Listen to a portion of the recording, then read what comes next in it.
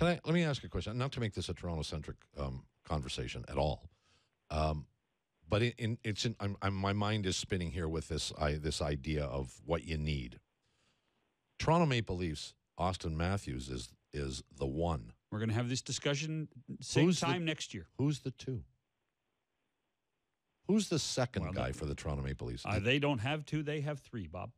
Okay. They have Nylander and Marner. Can you have all three? That's going to be the challenge that these guys have a year to think about. It's a good question. You have to start at the top, and we'll have to see what kind of sophomore season Matthews has. Well, of course.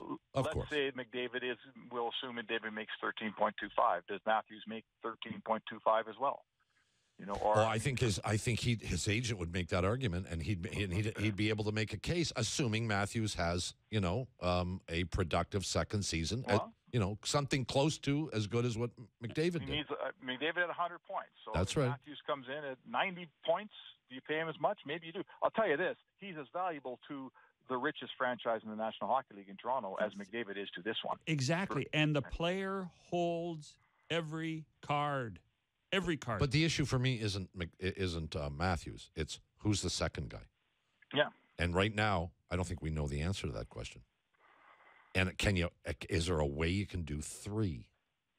Boy, that's hard. It's going to be. It's going to be tough for the Maple Leafs. They just got to pray that by the time they start doing this and talking about this a year from now, they can see growth in the game. And hockey-related revenue grows, and the cap grows, and then all of a sudden it becomes... Yeah, well... And Bob, the only big thing coming down the pipe before all these contracts end is the new TV deal in the United States. Well...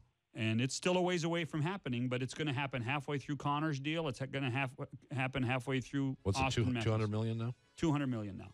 Wow. Hey, listen, you guys. I used to be the guy you had on speed dial when the topic turned to failed rebuilds. You used to call Spec in Edmonton to talk about how badly they screwed it up again this year. Remember that? I know. No, I know. And then by the end of the conversation, Bob would say, well, you know what, Spec? It's just as bad here in Toronto. Yeah. And now all of a sudden, two pretty interesting-looking franchises. The problem is we've only had 2 years to enjoy both of them. Yeah, well, life is short. Live fast. Thanks, Spec. Talk to you soon. Mark Spector. We got more coming up on Primetime.